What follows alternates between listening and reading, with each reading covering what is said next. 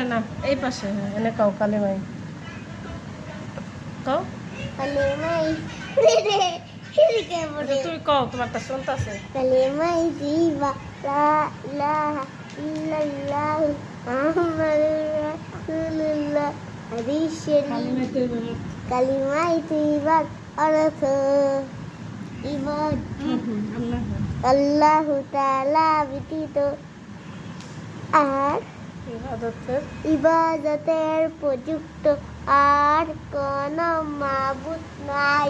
হযরত মুহাম্মদ মুস্তাফা সাল্লাল্লাহু আলাইহি ওয়াসাল্লাম।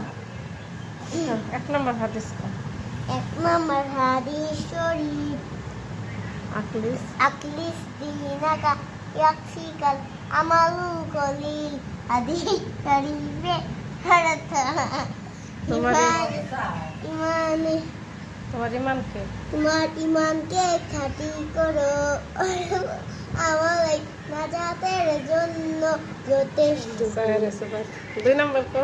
2 নম্বর হাদিস শরীফ তলাবুল খয়রুকুম মাল তাআল্লামা আল্লামা। সেই হাদিস কইতেছে, হাদিস শরীফের অর্থ কো। হাদিস শরীফের অর্থ তোমাদের মধ্যে সর্বোত্তম ওই ব্যক্তি যিনি কোরআন শিক্ষা করে এবং শিক্ষা দেয়। 3 নম্বর 3 নম্বর হাদিস শরীফ তালাবুল ইলমি ফারিদাতুন আলা কুল্লি মুসলিম। হাদিস শরীফের অর্থ হাদিস শরীফের অর্থ দিনী এলেন তলব করা প্রত্যেক মুসলমানের উপর ফরজ। 4 নম্বর 5টাই কো লাগবো। 4 নম্বর হাদিস শরীফ মারলো মারতাছে মা আতরুল কো। ছাত্রুল ঈমান। হাদিস শরীফের অর্থ হাদিস শরীফের অর্থ পবিত্রতা ইমানের অঙ্গ।